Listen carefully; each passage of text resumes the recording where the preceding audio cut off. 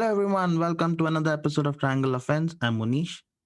I'm always joined by Nishant. We're back after a break. We had to be back after a break because all the 30 teams were in action and all the 20 playoff play-in spots have been decided. It's 20 for a change. It's not just usual 16 because we have a play-in tournament. Mm-hmm. We'll start off with the Eastern Conference today. The Washington Wizards, and we have to talk about them because just a couple of months ago, everyone had written the Washington Wizards off. Russell Westbrook balled out after that. He finished with a season average of a triple double for the fourth time in his career. No new feat to him.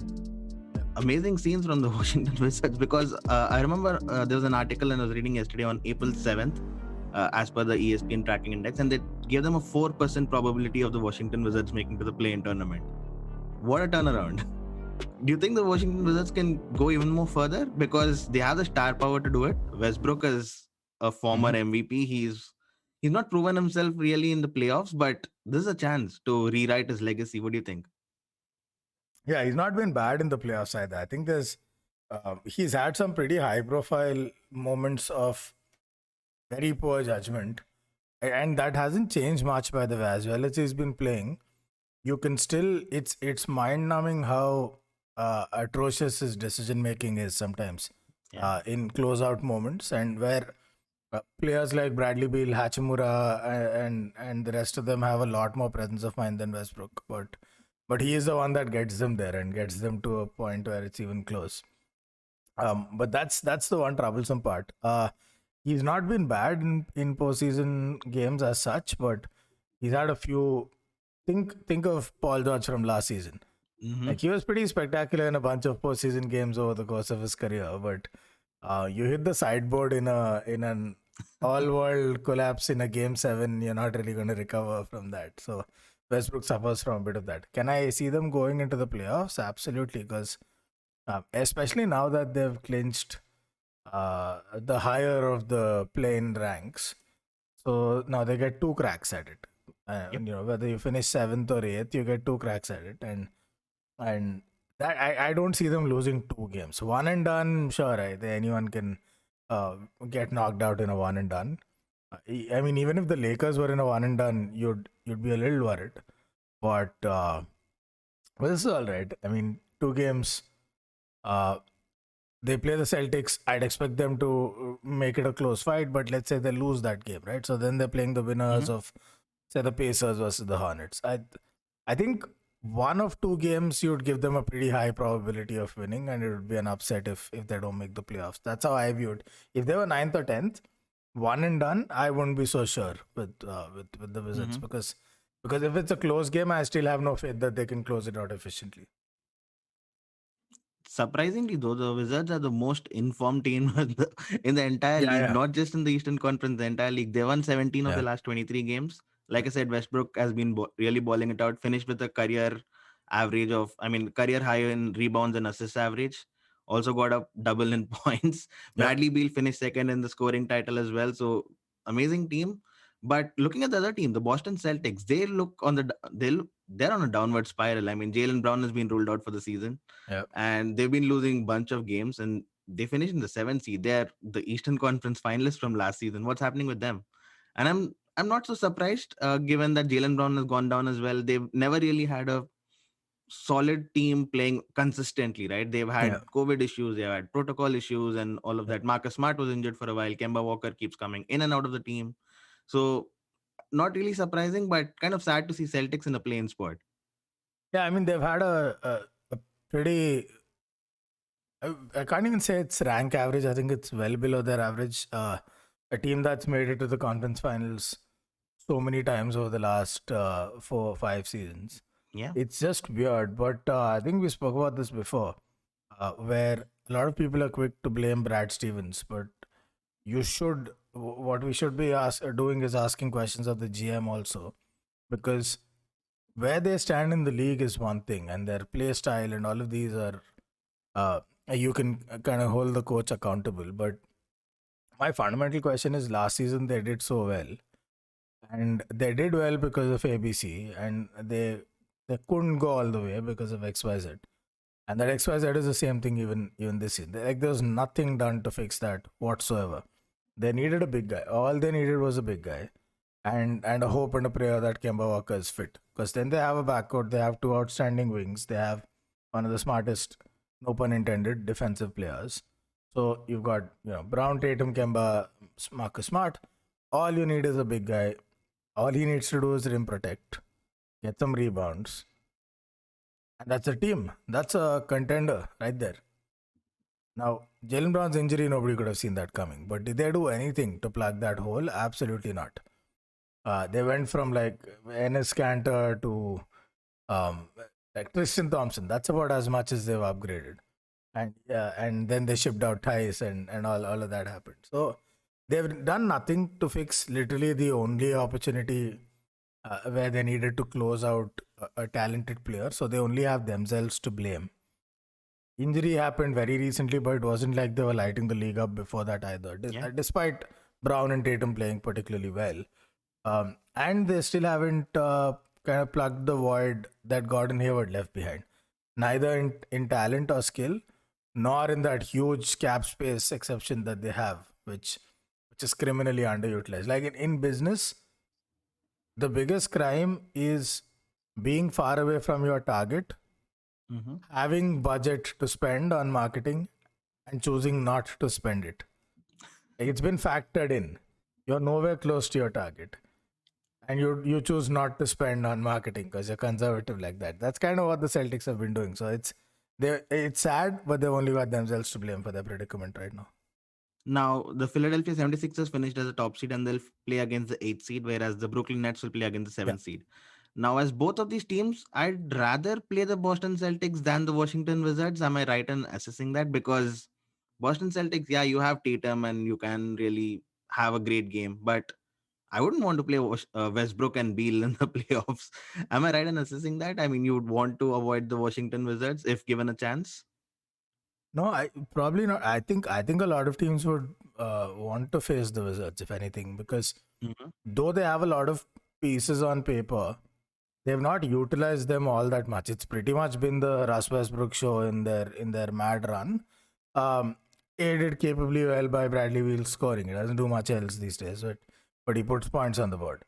Now, all of their other role players, the Hachimuras and the Davis Bertans of the world and the Alex Len and everyone else, they've not been utilized to the extent that they would want. Their rookie, while promising, it's kind of distributed minutes among the rest because so much of the usage rate, I'm talking about minutes on the ball, not on the court. So much of the usage rate goes to Beal and Westbrook, mostly Westbrook. So they're incredibly top heavy where they shouldn't be. They actually have the squad depth to not be that top heavy, but they are. Versus, now you're looking at Brooklyn Nets don't fear anyone. They shouldn't be afraid of either the Wizards or the Celtics. Because with the Nets, it's about a shootout. And when it's a shootout, you have in Russell Westbrook a suspect shooter in a shootout. Doesn't really add up very well. He can have all the stats in the world. There's no way he matches up to James Harden, Kyrie Irving, Kevin Durant. There's no way the Wizards can take that. So I think that's easy for the Wizards. Versus the Celtics are actually a team that can defend pretty well, even without Jaylen Brown. And they get streaky hot from three sometimes. They could pull a game here or there, and suddenly you're playing more games than you need to. I don't think either the 76ers or the Nets think they'll get knocked out by either of these teams, but you'd want That'd an be a fun easier matchup, path. right? The Brooklyn Nets versus Boston Celtics. Kyrie Irving returning to the Boston Celtics. Fans in the stadium as well. So that's going to be a fun matchup if that happens. Yeah, it's also a city level rivalry across sporting leagues between Boston and New York. So that's always fun. But I hope there's enough fans though to see Kyrie back in Boston. Although Brooklyn will have the home court advantage, but still to have those games in Boston is going to be special. Yeah, so I think if you're the 76ers, you would probably prefer the Wizards because you have the perimeter defense to take them on. Ben Simmons, you put Ben Simmons on Westbrook, he's going to cause all kinds of problems. Put just about anybody else on Bradley Beal because Beal's going to get his points. At best, you'll maybe slow him down a little.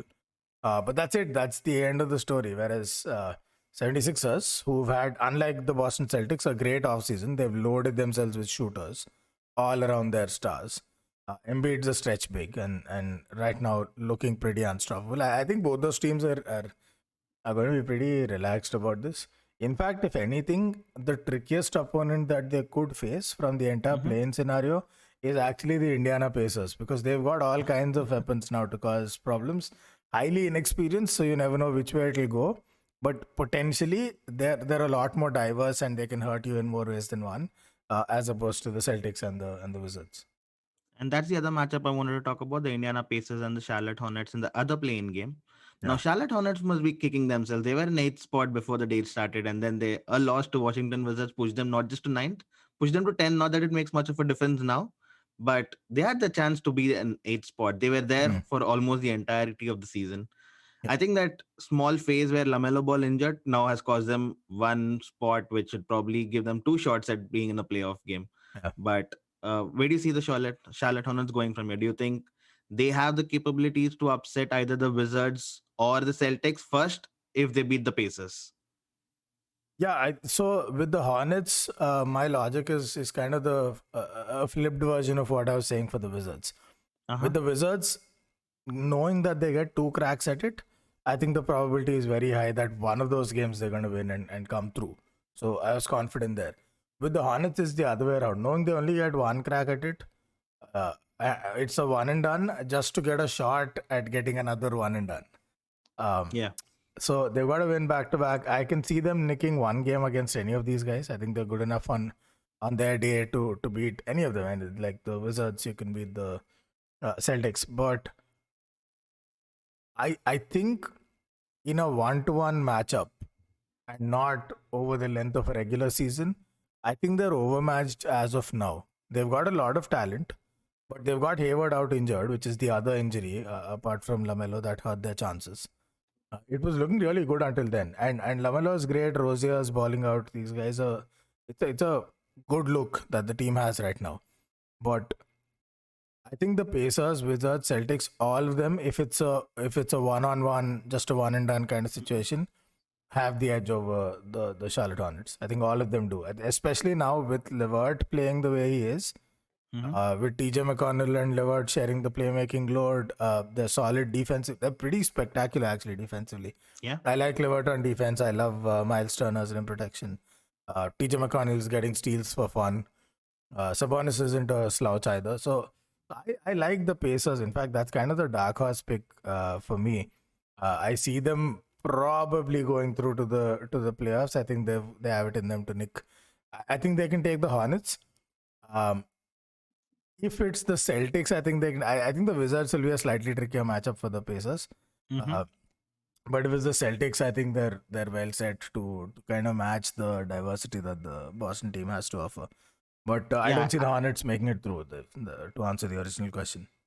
Yeah, I wouldn't think it's a bad season for the Hornets either. I mean, I think No. they would have loved to be in the playoffs, but I think it's quite a developmental year for them. They've hit gold. They've hit a gold mine with Lamelo Ball, honestly, Yeah. and Gordon Hayward's there, and that team is all constantly improving. So one to watch out for the future. But I'm quite disappointed by the Indiana Pacers that they finished so low, because if you remember the Yeah. start of the season, they were sitting in the top four in the Eastern Conference, and then just they had a bunch of injuries. Brogdon was not playing, and then Oladipo's story continued, and then they got in Levert who couldn't play, and then Miles Turner got injured.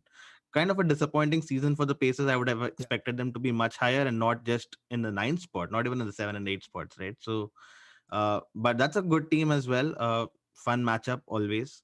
But honestly, I think the Washington Wizards and the Boston Celtics would go through, and Yeah, that then they should would happen. face. Yeah. Yeah. Yeah, especially given your logic of two chances versus the one chance. Yeah, I think Yeah. I don't see the Celtics losing twice. I don't see the Wizards losing twice. So Correct. yeah, I think that's going to be the matchups that we look out for. The other playoff games is going to be fun. The Milwaukee Bucks take on the Miami Heat again. I'd hate to be a Milwaukee Bucks person right now. You do all that you can for the entire season, and to face Miami Heat in the first round, quite a nightmare matchup. The Knicks No, I facing the think Hawks, you know that's what. quite a reward for them. I think they've got it. I think this time they've got it. I don't even think it's going to be close. I think they'll make short work of the Miami Heat. I think Yeah, I Giannis think is it finally needs to be ready to short step work up. because that's going to be the least of your problems. Because once you win that, you're going to face the Brooklyn Nets, and that's not I mean, you need to be well rested and not fatigued when you when you're up against the Brooklyn Yeah, I Nets. mean, So I think the East has depth. Sure, you'll face the Nets, or if you're on the other side of the bracket, you're going to face the 76ers, neither being an easy matchup. But one series at a time, I think the Bucks are too strong this time around for the Heat.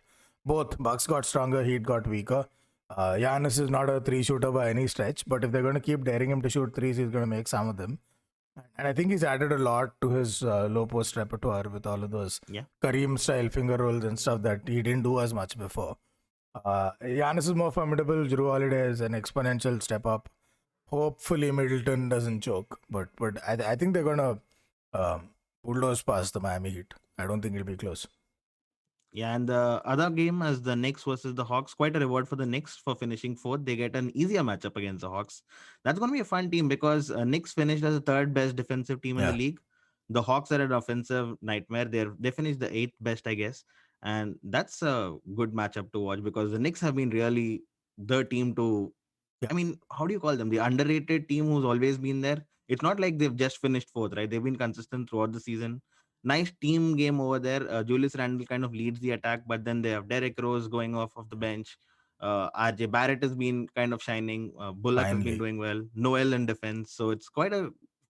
I mean, it's not the easiest team to face. I think Atlanta Hawks have been incredible as well. That'll be a fun game to watch. Yeah, I see the Knicks losing in 7 actually. Oh, wow. Okay.